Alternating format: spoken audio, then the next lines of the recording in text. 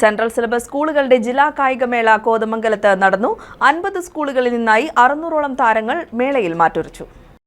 കേന്ദ്ര സിലബസിൽ പ്രവർത്തിക്കുന്ന സ്കൂളുകളുടെ 4ാമത് സംസ്ഥാന കായികമേളയുടെ ഭാഗമായുള്ള ജില്ലാ കായികമേള കോതമംഗലത്ത് MA എഞ്ചിനീയറിംഗ് കോളേജ് ഗ്രൗണ്ടിൽ നടന്നു. ആന്റണി ജോൺ MLA മേള ഉദ്ഘാടനം ചെയ്തു.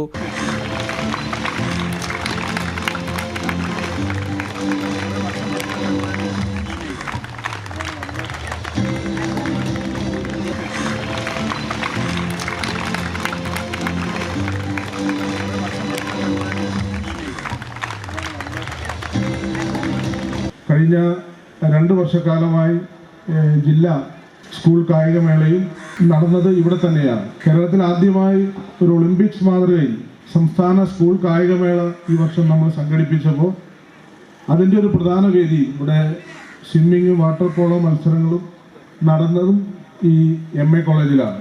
ഇത്തരത്തിലുള്ള മീറ്റുകൾ കോതമംഗലത്തേക്ക് വരുന്നു എന്നുള്ളത് ഞങ്ങളെല്ലാം സംബന്ധിച്ച് ഏറെ സന്തോഷകരമായ കാര്യമാണ്.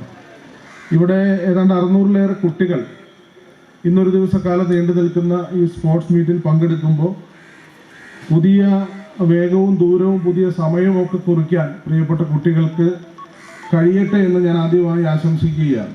സംസ്ഥാന സ്പോർട്സ് കൗൺസിലും കൗൺസിൽ ഓഫ് CBSE സ്കൂളും ചേർന്നാണ് മേള സംഘടിപ്പിച്ചത്. എറണാകുളം ജില്ലയിലെ CBSE, ICSE, കേന്ദ്രീയ നവോദയ സിലബസുകളിൽ പ്രവർത്തിക്കുന്ന 50 സ്കൂളുകളിൽ നിന്നായി 600ഓളം വിദ്യാർത്ഥികൾ മേളയിൽ പങ്കെടുത്തു.